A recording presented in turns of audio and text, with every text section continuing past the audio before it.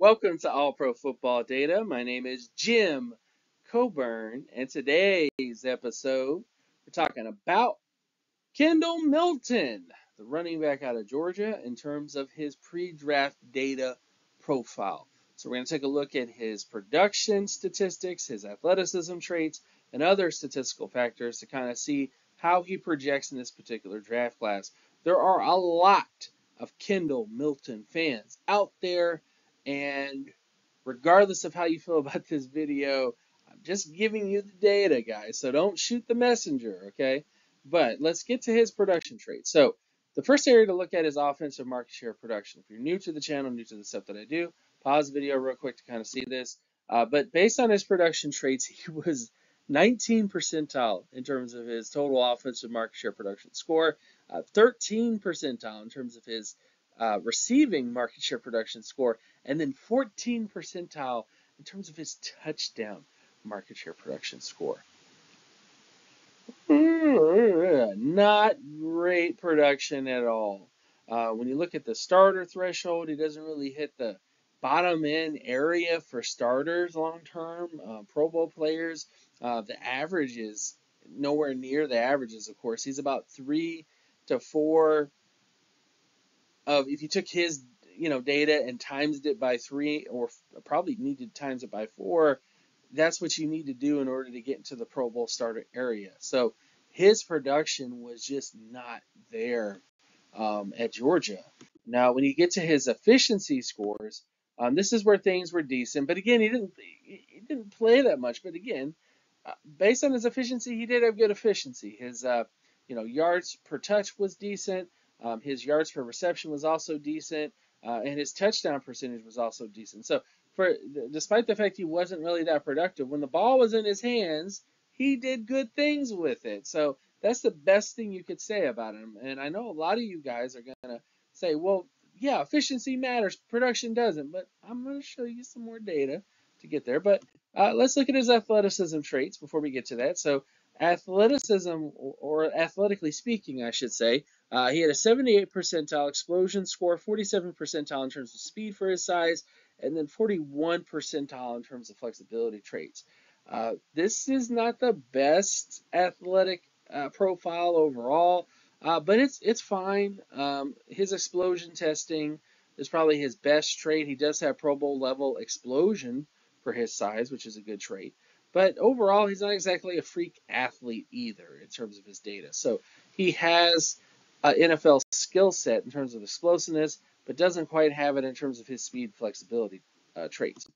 Now, when you get to his adjusted production score, so adjusted production takes a look at the fact that he played at Georgia, that he probably played against pretty tough competition as well because he played at Georgia. And of course, looking at his age. And this is the area where he's a little bit better. His age score was 69 percentile. His MSA rating was 31 percentile. His pass rating was 73 percentile. A lot of what bumps him up is because of his efficiency traits. Because when you look at just his regular production by itself, a 31 MSA rating is not getting it done, as they say. So that's definitely a concern for him. Now, in terms of comparisons for him, so I went back and looked at all of the statistical work that I just did, and kind of looked at, okay, let me see, all the running backs that tested similar to Milton in terms of his production and his efficiency scores, age, MSA rating, pass rating, athleticism traits, all that different kind of stuff. These are the running backs that kind of tested like Milton. Guys like Snoop Connor, George Atkinson III, LaRon McClain, I think is the best example of like a starter who really did some decent things. Of course, he was a fullback, but still. And then, of course, you got guys like Dimitri Flowers, Brendan Bigelow. But as you can clearly see, not a whole lot of long-term starters on this list. Roschon Johnson, of course, now has to compete with DeAndre Swift. So I'm not quite sure if that's really going to work out for him long-term, but we'll see. But in terms of Milton, again, not a lot of starters, mostly backups, maybe one player you can point to for success for him. So if you believe in Kendall Milton, despite the fact he wasn't that productive at Georgia at all, but you believe in him that his efficiency scores are going to win the day. He was just not used a lot at Georgia, but he's going to be used more in the NFL. Better NFL player than he was in college. If you believe that, you do have something to point to, which is LaRon McClain. You do have that guy to point to. Now, when you get to his overall outlook, I would say Kendall Milton profiles as a backup to outlier starter long term. Milton has elite efficiency traits with bottom of the barrel market share production. That combination rarely becomes an NFL starter, but he does have a decent explosion score indicative of high quality outcomes. So this is just one of those backs that you either see the glass half full or the glass half empty. If you believe in his efficiency traits and you look at his athleticism traits and you go, hey, this is a back that has NFL athleticism. This is a back that efficiency-wise, even though he wasn't used a ton, great efficiency. He's going to be a better pro than he was, in college. You have the data to support that. At the same time, if you think that, okay, this guy's good, he has good athleticism, good efficiency scores, probably going to be a decent backup, but he's not going to be a long-term starter because based on his production, most backs who test like this production-wise don't become backups to long-term starters. I mean, it's probably about 1% of all the running backs who are below average productive go on to become long-term starters.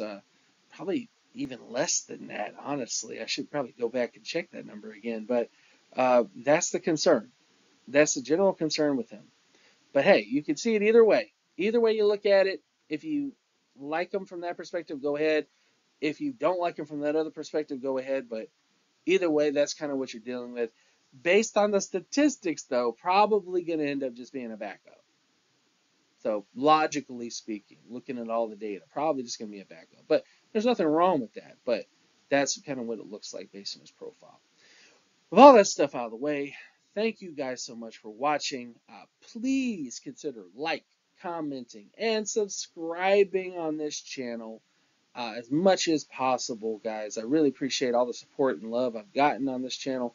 Also, check out my Patreon page, patreon.com/jcoburn, where you can check out videos and content like this. And you can also get access to things like, say, the NFL Draft Analytics Guide, which is going to be dropping this April for starter patrons. So if you like this content and you really want to support this channel and kind of see it go to the next level, definitely consider becoming a Patreon subscriber. Also, check out my X, formerly known as Twitter account, at Geometrics, where you can get more information and kind of see tweets and stuff like that. But with all that stuff out of the way, again, thank you guys so much for watching. I will see you guys in the next one.